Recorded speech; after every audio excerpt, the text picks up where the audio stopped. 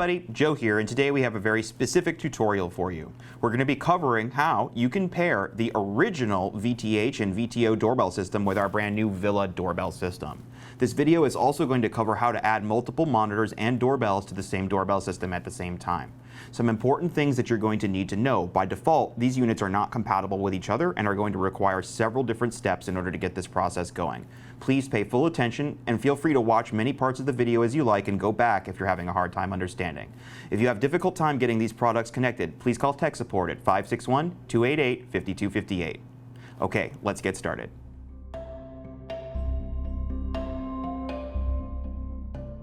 In order to make the newer Villa doorbell system components work together with the older Villa doorbell system components, several steps need to be followed. Firstly, all of the devices, particularly the older ones, need to be updated to the newest firmware.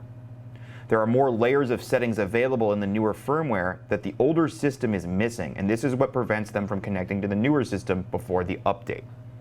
Additionally, all of the devices, new and old, need to be uninitialized from the start.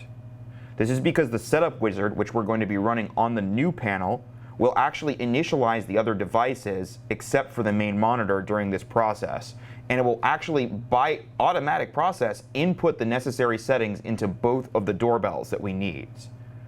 This will allow them to coexist properly on the same network, communicate, and send audio and video back and forth to each other. There's some important information you're going to need. You're going to need to know the scheme of your network and the available IP addresses that you have to apply to these devices. We're going to cut to the computer here in just a second and show you how to uninitialize any doorbells that you might have on your network and update the firmware of both the VTH and the VTO. For your understanding, we have all four of these devices and a laptop connected to the same PoE switch on a small network. For updating firmware, we're going to need to open the VDP config tool, and obviously you'll have to make sure that your doorbells are connected to the same network and powered on. Open the search setting and input the password for the doorbell. Once this is done, you're going to need to go to the firmware update page, which is an arrow surrounded by a circle. We're going to do the doorbell first. Yours might show a different version number here, ours are already updated. Click the browse icon and navigate to the disk or folder that you have the update stored in, and make sure you select the one that says VTO if you're doing doorbell. Hit open, and then you're going to click the upgrade button. It'll move quickly till about 50% and then hang, and then it will finish. For the VTH, the process is similar, but remember you're going to have to change the password for that one when you upgrade it. Browse and make sure you select the same file that you did before and click upgrade. When both are done, or all your doorbells are done and upgraded, we can move on to the next step. You're going to need to know what kind of network information you're working with. The best way to do this is to open a command prompt and run some quick commands.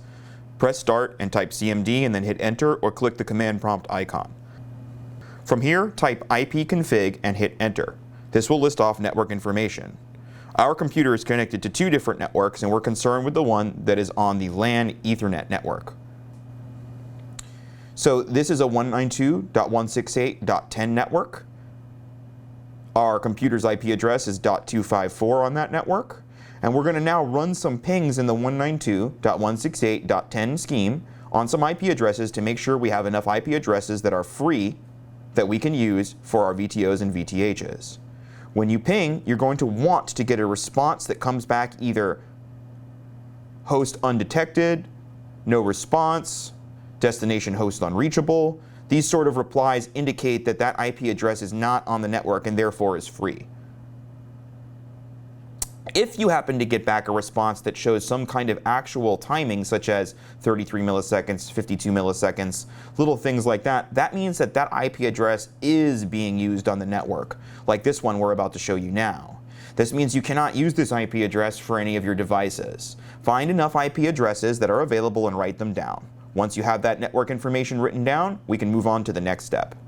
You're going to need to make sure that all of the doorbells are defaulted and in an uninitialized state. The best way to do this is to access them from Internet Explorer, and you can find them quickly using the VDP config tool.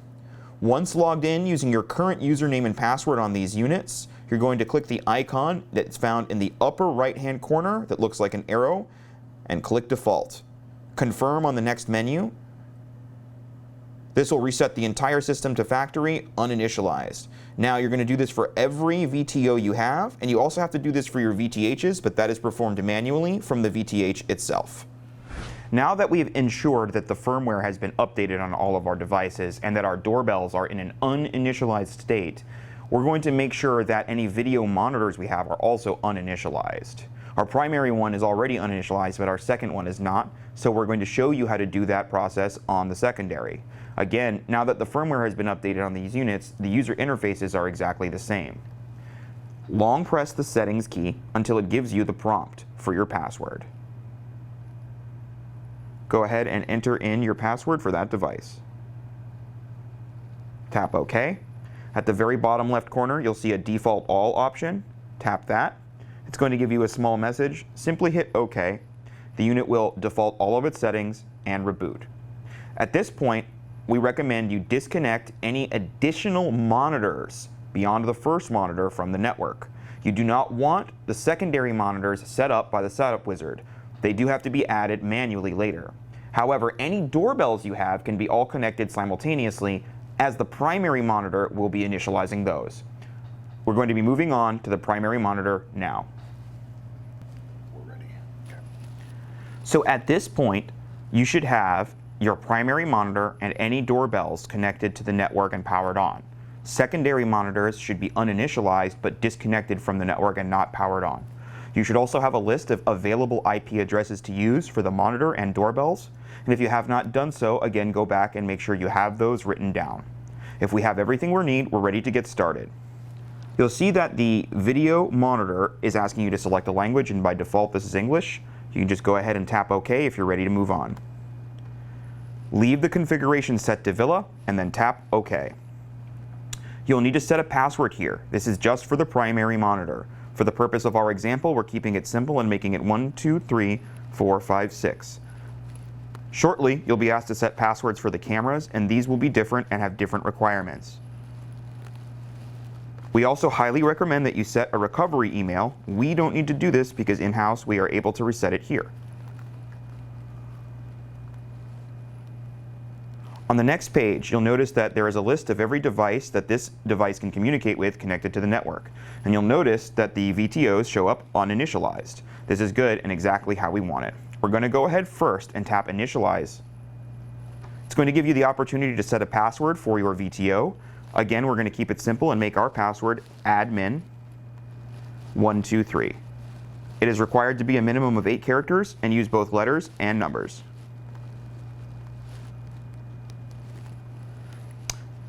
You can set the dot to continue using the same email you have and tap OK. Once initialized, any other devices that are on this list can be initialized using the same information for your convenience. As you see here, I'll tap Initialize on the second VTO, and the information we filled out before is already in.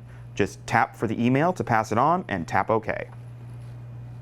At this point, all of the devices are initialized and ready to begin the connection process. Tap Next.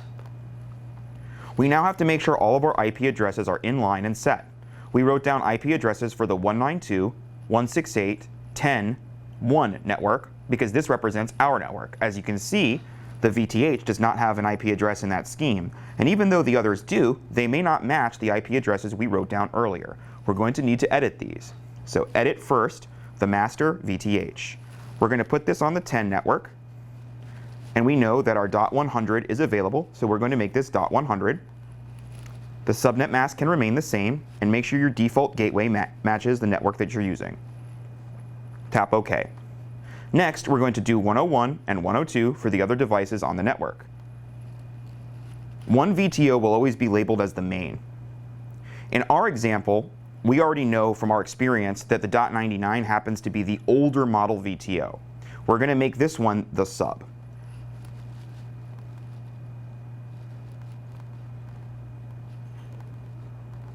We already used 100 for the first device, so we're now using 101. We've set it as the sub. The default gateway is correct. We tap OK. We're moving on to the next VTO. We're going to make this one the main. You're going to want to set your video standard to NTSC. The date and time settings can always be adjusted later, but for now we're concerned about our IP addresses.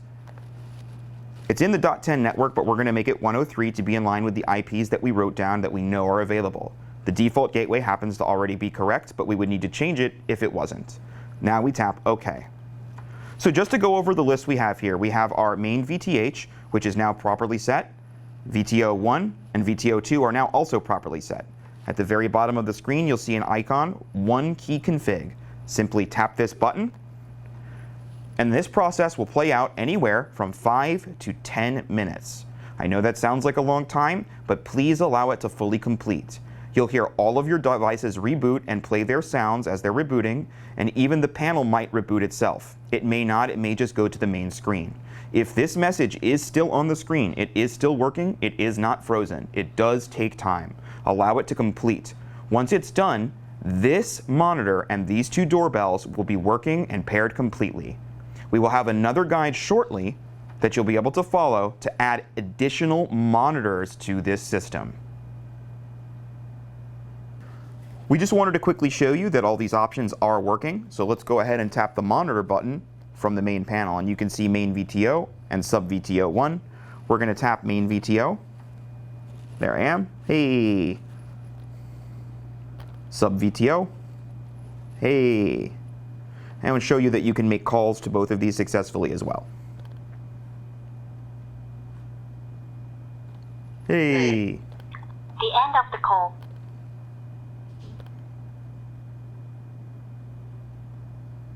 Hello.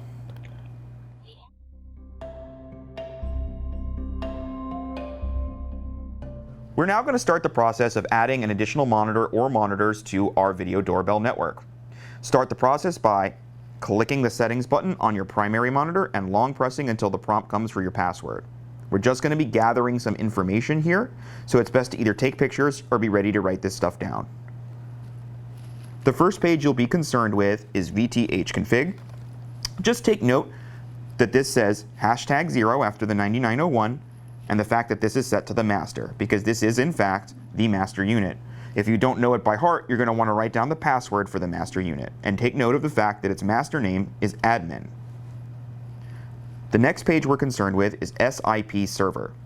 You may notice that the SIP server IP address and the main VTO IP address are the same because the main VTO acts as the SIP server. Take a picture of this page or write down all this information. Know that the register password is the primary VTH, in our case that's 123456. The username is admin by default, and the login password is the password of the primary VTO, in this case admin123. Next is VTO config. From here, we're going to copy down any VTOs we've added. In our system, that's just 2. Take note that as you scroll through, the main VTO is always on the top entry. So the only thing that's changing is the bottom entry, cycling through sub VTOs 1 and on. Write down the main VTO, its username and password, the sub VTOs, and their usernames and passwords. Once you have all of this information taken down, it's time to connect and power on our secondary monitors. You're going to have to power on and initialize this device just like the other video doorbell monitor, but this time when we get to the screen where it would ask us to do the quick configs, we're simply going to quit and exit to the main menu so we can manually enter the information that we need.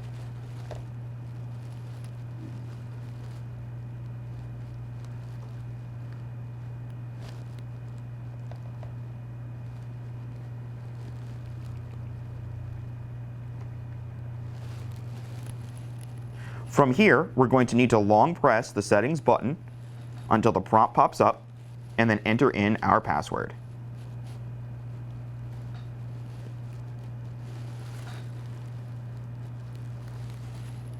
We're going to start by making sure that this device has proper network settings. So go from network and go to LAN. You should already have down proper information available. Ours is 104 for our network. Our default gateway happens to be correct already, and so does our subnet mask. On each settings page, you're going to have to tap OK before you leave it. Currently, this device is in a master state. In order to make certain settings changes, it has to stay that way. We're going to be converting it to an extender state once we're done. The next thing we need to do is go to the VTO config settings. From here, we're going to be typing in the IP addresses that we had put down for our VTOs, entering in their passwords, and then tapping Enable on the off button you see under Enable Status. Once we have all of our VTO information entered into the VTO config page, we now need to move on to our SIP server settings. The SIP server can only be changed while the unit is still in the master state. We're going to change the SIP server to what we had written down, and if you remember correctly, that's our primary VTO, which is, in this case, 103. Our network port already matches, our username already matches, and our register password already matches. So we're going to go ahead and change the username down here to admin,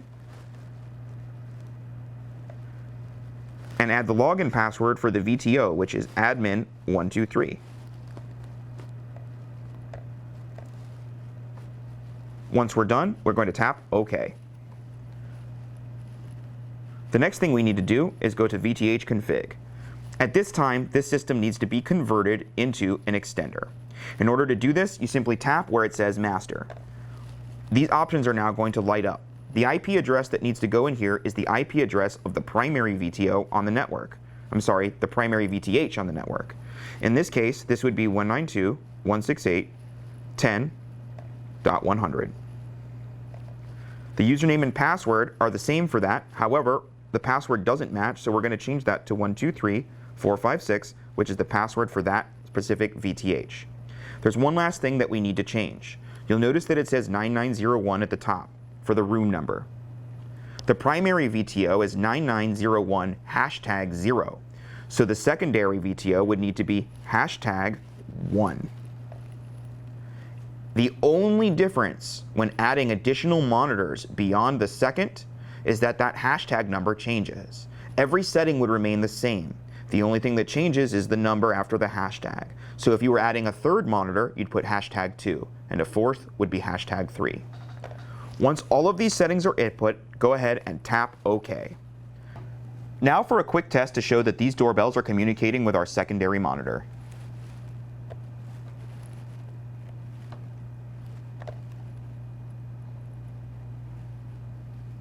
The end of the call.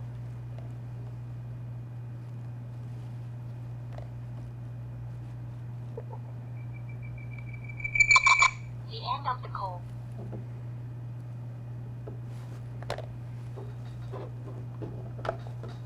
And again, to show that they are communicating. Calling now. Please wait a moment. The line is busy now. And one last thing, just to show you that they are working on both at the same time. Calling now. Please wait a moment. The line is busy now. So now everything is completely set up. You have 2 doorbells, 2 monitors, cross-generation, working together on the same network. Thanks for joining us today as we showed you how to set up the original Villa doorbell system with the new Villa doorbell system and add multiple monitors and doorbells to the same doorbell network. If you have any more questions or concerns about compatibility or these products, don't hesitate to give us a call today at 561-288-5258. If you liked the video, don't forget to toss us a like and subscribe for more content in the future. Until next time, stay safe.